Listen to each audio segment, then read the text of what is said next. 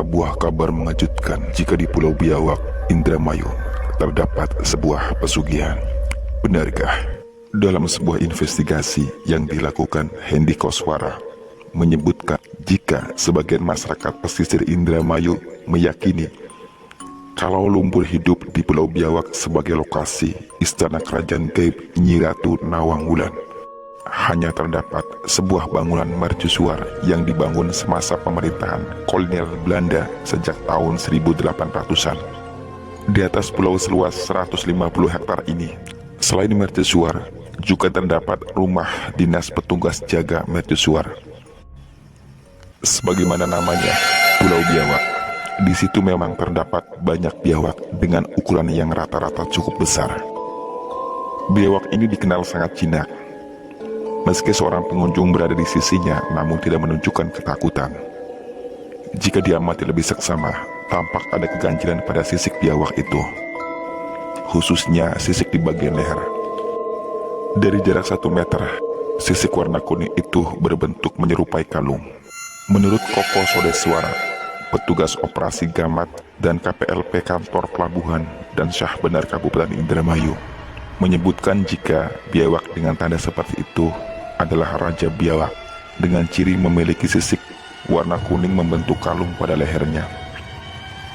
Dengan ciri kalung itulah para pemburu liar tidak akan berani mengusiknya. Jika berani mengganggu, bakal tertimpa kutukan sang Raja Biawak. Di samping hamparan rawa-rawa, juga sekitar 4 hektar areal di Pulau Biawak dipercaya terdapat sebuah lumpur hidup. Warna lumpurnya kehijauan yang di atasnya tertutup belukar sangat rapat. Jika sedang sial terperosok ke dalam lumpur tersebut dan tidak ada orang lain yang melihat, maka secara mengerikan, inci demi inci tubuh kita tersedot hingga ke dasarnya.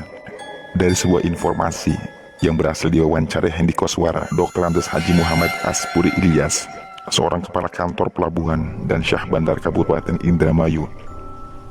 Menurutnya, keberadaan lumpur hidup di Pulau Biawak makin menambah fenomena baru di tempat ini. Bahkan dikatakan lumpur hidup di Pulau Biawak satu-satunya di pantai utara maupun di pantai selatan Jawa Barat. Koko Sodeswara pernah nyaris ditelan lumpur hidup di Pulau Biawak ini.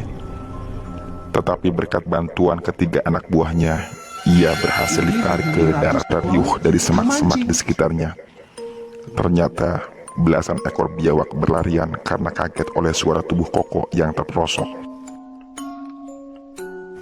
Dari sebuah informasi yang dituturkan sejumlah nelayan asal desa Brondong dan desa Karangsong, kecamatan Indramayu Kota, mengenai kankeran lumpur hidup di Pulau Biawak, sebagian nelayan selalu menghubung-hubungkan keberadaan lumpur hidup di tempat itu dengan kerajaan alam gaib penguasa pantai utara. Menurut Sarman, salah seorang nelayan asal desa Karangsong, menyebutkan adanya hamparan lumpur sangat luas sudah lama ia dengar, tapi ia tidak paham apakah itu lumpur rawa ataukah lumpur hidup. Komentar senada juga dilontarkan nelayan Brondong. Malah menurut Wajud, Sumitra, dan Rasmadi pernah menyaksikan fenomena sangat ganjil di tempat itu. Ketika kapal motornya melakukan pelayaran menuju Laut Cina Selatan untuk berburu kakap putih dan kakap merah, di tengah perjalanan mereka mendapatkan ancaman berbahaya. Saat itu sekitar pukul 10 malam dan baru memasuki perairan Pulau Biawak.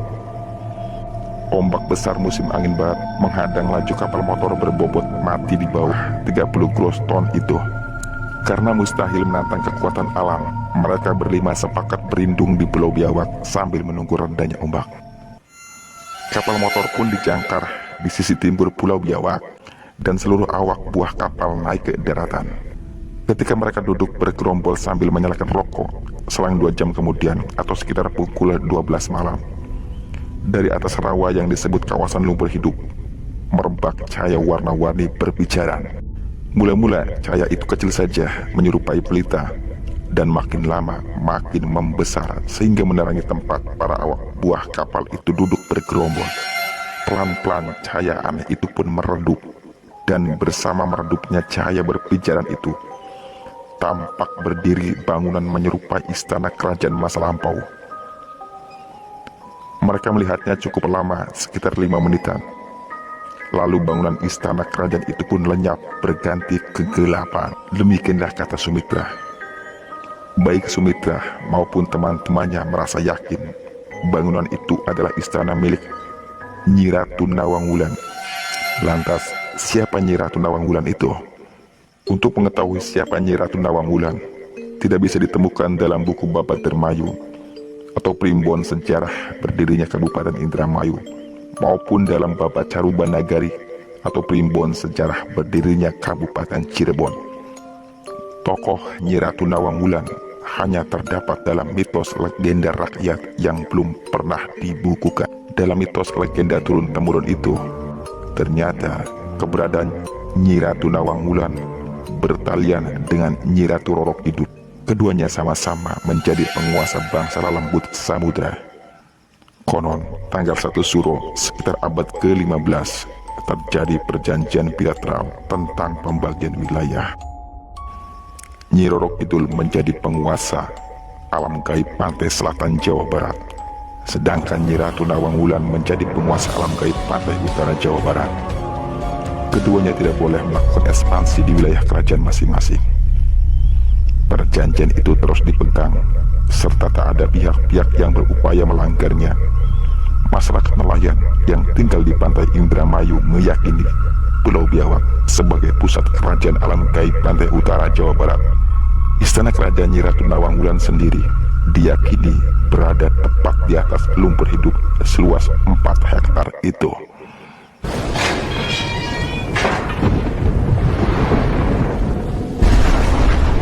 Bagi masyarakat yang niatnya lurus, mereka datang ke Pulau Biawak semata-mata untuk ziarah ke kuburan seorang wali atau sekedar menyaksikan keindahan alam.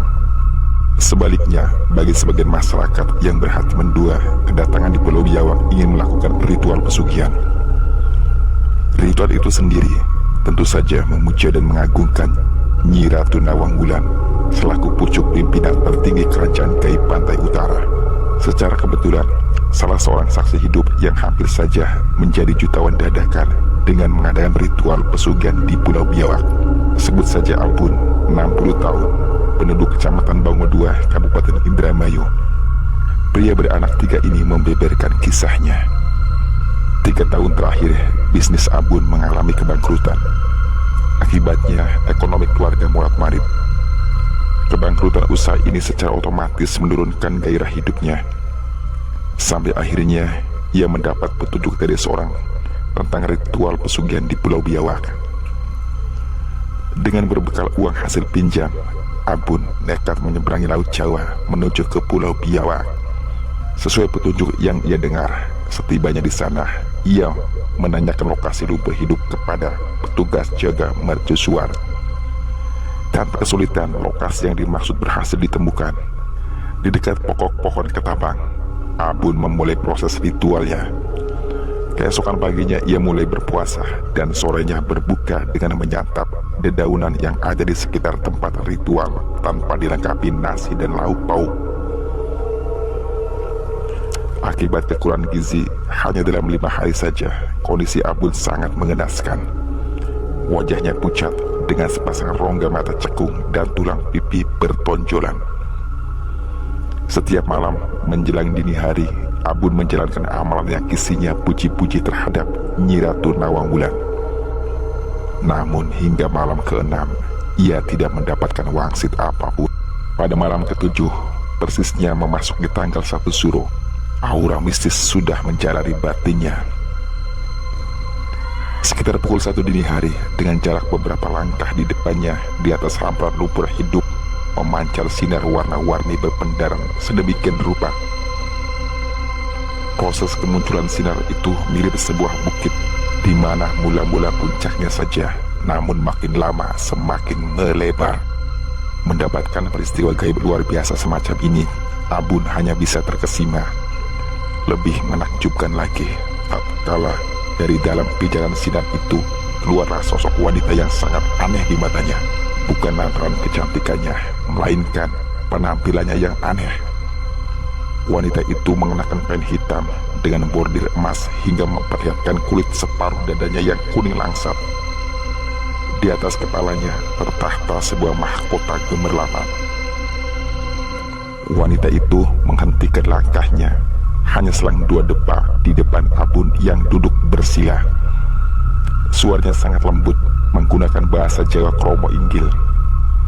Sewaktu mengenalkan jati dirinya sebagai Nyi Ratu Nawang Wulan, sekaligus menanyakan tujuan melakukan ritual pemujaan terhadap dirinya, mulut Abun sama sekali tidak mampu melontarkan satu kata pun. Peristiwa mistis itu benar-benar menutup tenggorokannya hingga tak mampu bersuara. Sambil mengulas senyum, wanita jelita itu pun menjentikan jari tangan kanannya. Dan dalam hitungan detik, tiba-tiba muncullah sosok lelaki bertubuh kontet yang membungkuk di hadapan sang dewi sambil membawa kotak kayu.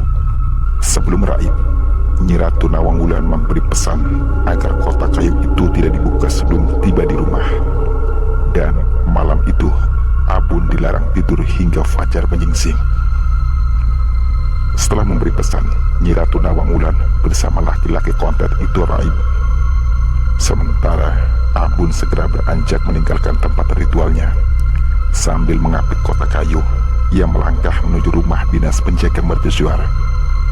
Karena para petugas sudah tidur dan pintunya dikunci dari dalam, Abun terpaksa duduk di dekat pintu depan sambil bersandar di dinding. Kotak kayu diletakkan di sebelahnya. Sialnya, angin pantai yang lembut pelan-pelan menghadirkan kantuk. Tak sadar, mata Abun terkatuk rapat.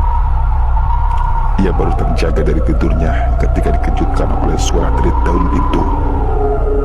Bersama terbukanya kelopak mata, yang pertama kali ia raih adalah kotak kayu pemberian Nyi Ratu Nawang Wulan.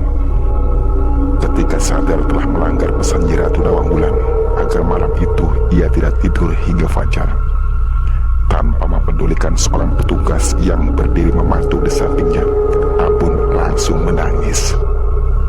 Abun sangat menyesali. Saat tutup kotak kayu itu dibuka, tampaklah lembaran daun bakau memenuhi kotak itu. Seandainya ia tidak ketiduran, kemungkinan kotak kayu itu berisi penuh uang kertas. Begitulah kenang Abun. Karena tidak mungkin mengulang ritual, siang itu juga Abun melangkah menuju pelabuhan Pulau Biawak. Sesuai perjanjian, perahu motor nelayan yang dia bayar seminggu lalu sudah merapat di ujung dermaga. Tanpa banyak bicara, Abun bertolak meninggalkan Pulau Biawak. Dia pulang dengan tangan hampa.